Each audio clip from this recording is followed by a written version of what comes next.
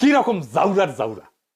সংসদ নির্বাচন হইতেছে, এখানে এমপি কে ভোট দেওয়া ছাড়া একটা গণভোট হবে, হ্যাঁ বা না ভোট দিতে হবে।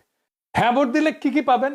আপনি 12টা জিনিস পাবেন। 12টা কিভাবে আগামী রাষ্ট্র চলবে সেটা ঠিক করতে পারবেন। কি কি সেটা একটা একটা করে বুঝে দেখি, শুনেন মন দিয়া। আপনি কি এমন একটা বাংলাদেশ চান যেখানে তত্ত্বাবধায়ক সরকার, নির্বাচন কমিশন, সরকারি কর্ম কমিশন মানে যেটাকে পিএসসি বলা হয়, এটা গঠনে সরকারি দল এবং বিরোধী দল একত্রে কাজ করবে? সুন্দর কথা না? 2 নাম্বার, সরকারি দল ইচ্ছা মতো সংবিধান সংশোধন করতে পারবে না। সুন্দর না কথাটা? 3 নাম্বার, সংবিধানের গুরুত্বপূর্ণ পরিবর্তনের ক্ষেত্রে গণভোটের বিধান চালু হবে। সুন্দর না? আমরা সবাই মিলে ভোট দিয়ে ঠিক করব। 4 নাম্বার, বিরোধী দল থেকে ডেপুটি স্পিকার এবং গুরুত্বপূর্ণ সংসদীয় কমিটি সমূহের সভাপতি নির্বাচিত হবে বিরোধী দল থেকে। সুন্দর না? যত মেয়াদী হোক কেউ সর্বোচ্চ 10 বছরের বেশি প্রধানমন্ত্রী থাকতে পারবে না। সংসদের নারীর প্রতিনিধিত্ব পর্যায়ক্রমে বাড়বে। ক্ষমতার ভারসাম্য প্রতিষ্ঠার জন্য পার্লামেন্টে একটা উচ্চ কক্ষ গঠিত হবে। দেশের বিচার ব্যবস্থা স্বাধীনভাবে কাজ করবে। সুন্দর কথা না? আপনার মৌলিক অধিকারের সংখ্যা বাড়বে।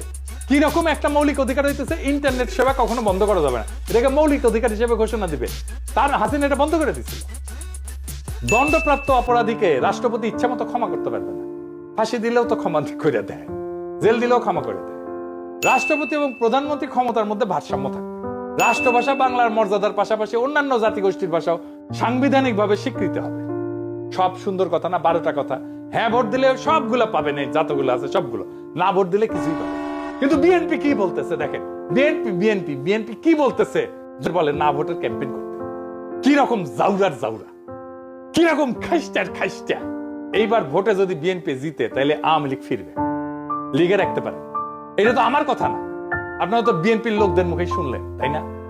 আপনি আসলে ধানের শীষে ভোট দিতেছেন না, আপনি ভোট দিতেছেন নৌকায়, ভোট দিতেছেন ভারপ্রাপ্ত আওয়ামী লীগ রে, বিএনপি রে না। যারা আওয়ামী লীগ রে ফিরে আনতে চান তারা ধানের শীষে ভোট দিতে পারে। আমরা বলবো নৌকার ধানের শীষ 2 সাপেরই একই বিষ। এই দুইটারে বাংলাদেশ থেকে হটাইতে হবে, এই দুইটারে ক্ষমতার আশেপাশে আসতে দেওয়া যাবে। এটাই আমাদের আগামীর বাংলাদেশ গড়ার শপথ হোক। ইনকিলাব জিন্দাবাদ।